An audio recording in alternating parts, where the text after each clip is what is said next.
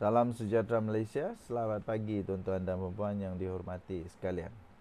Azam Baki nampaknya kali ini hilang sabar.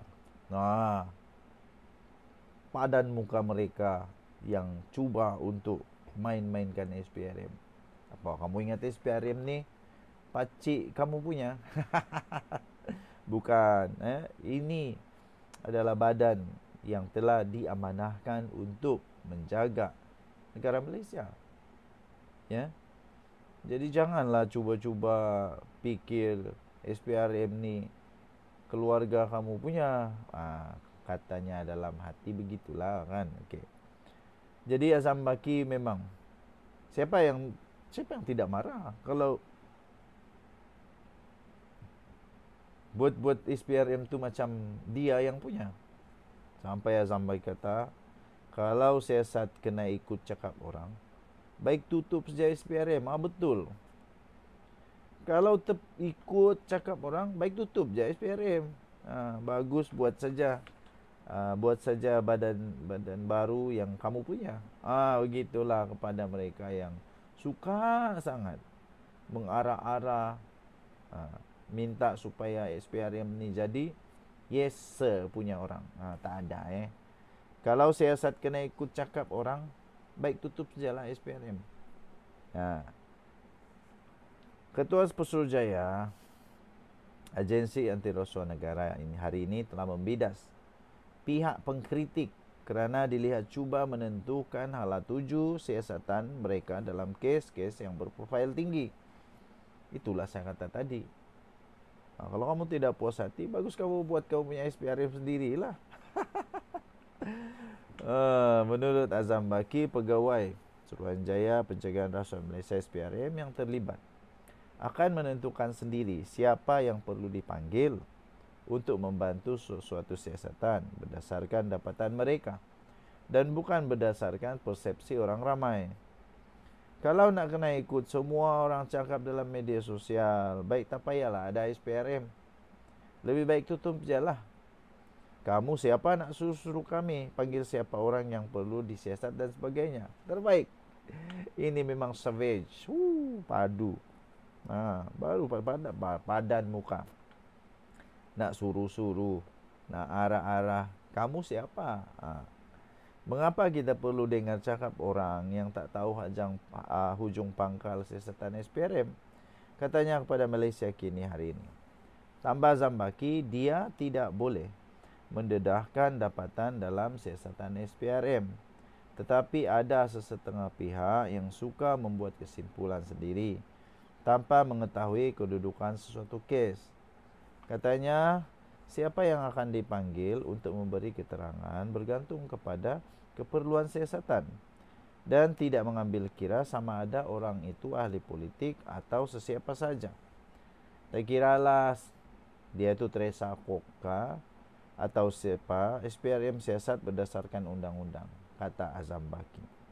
Baru-baru ini muncul pihak tertentu yang mendesak SPRM memanggil Teresa Kok untuk diambil keterangan dalam siasatan agensi terbabit terhadap bekas pembantu politik ahli Parlimen Seputi berkenaan.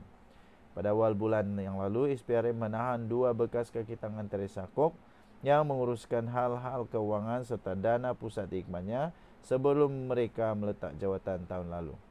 Mereka direman sebagai sebahagian daripada siasatan berhubung dakwaan rasuah dalam pembekalan papan litar pintar interaktif untuk beberapa sekolah di Kuala Lumpur. Teresa Kok sejak itu menjarakkan dirinya daripada kes itu dan menegaskan dia tidak ada kaitan dengan penahanan SPRM.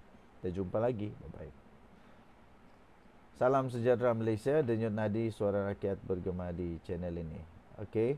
Bagi anda peminat-peminat politik negeri Sabah, rasuah yang masih lagi ditunggu-tunggu apa keputusan seterusnya. Ini pengumuman khas daripada SPRM. Sebelum itu saya ingin ucapkan selamat Hari Raya kepada seluruh rakyat Malaysia yang akan menyambut Hari Raya. Azam Baki, SPRM akhirnya membuat satu lagi pengumuman terbaru Azam Baki mengarahkan panggil semua untuk siasatan lanjut skandal rasuah Sabah. Ingatkan sudah selesai? Belum. SPRM, kau terbaik. SPRM akan mengarahkan semualah, termasuk pemimpin Sabah yang didakwa terlibat dalam skandal rasuah berhubung lesen cari gali mineral di negeri itu untuk menghadiri satu lagi pusingan soal siasat. Ini selepas pemberi maklumat yang dikenal pasti sebagai Albert mendedahkan video dan mesej WhatsApp Adun berkenaan berjumpa dengan SPRM dan membekalkan penyiasat dengan dakwaan bukti serta kenyataannya. Sekarang ada bukti dah. Ini bukti dia setelah dilampirkan pun.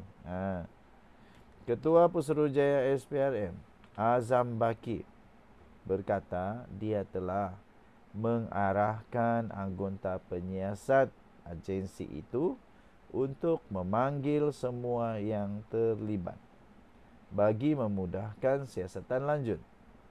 Dia kata, saya tak ada butirannya, tapi saya dah arah semua kena panggil untuk dirakam semula keterangan dan semua diminta beri kerjasama mereka terbaik.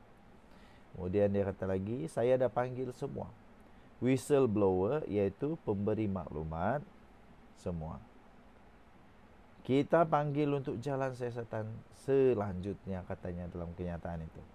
Malaysia kini pada awal hari ini telah menghubungi Azam Baki untuk mengemas kini beberapa kes yang berprofil tinggi yang sedang disiasat oleh SPRM. Ditanya jika Suruhanjaya itu menjangkakan untuk membuat sebarang tangkapan dalam masa terdekat, katanya tiada rancangan seumpama itu ketika ini. Buat masa ini, katanya, biar kami jalankan siasatan dulu. Tengok kes ini esok selesai, kita akan kemuka pada DPP, Timbalan Pendakwa Raya, untuk keputusan, kata Zambaki. Pemberi maklumat yang berusia 36 tahun itu, yang merupakan seorang ahli perniagaan, mendakwa bahawa dia telah merasuah beberapa adun Sabah sebagai habuan untuk mendapatkan lesen cari gali mineral. Sejak November yang lalu, dia telah mendedahkan 9 video dan sekumpulan mesej WhatsApp yang didakwanya sebagai bukti perbuatan tersebut. Okey. Ini memang dahsyat ni. Rupanya ramailah adun-adun Sabah yang bakal susah hati, susah kepala untuk beraya. Ada jadi fikiran, aduh mak, matilah aku, matilah. Jadi tahniah diucapkanlah kepada SPRM yang bekerja dengan baik. Okey. Hapuskan rasuah, berhentikan rasuah, selamatkan negara Malaysia. Kita jumpa lagi, bye-bye.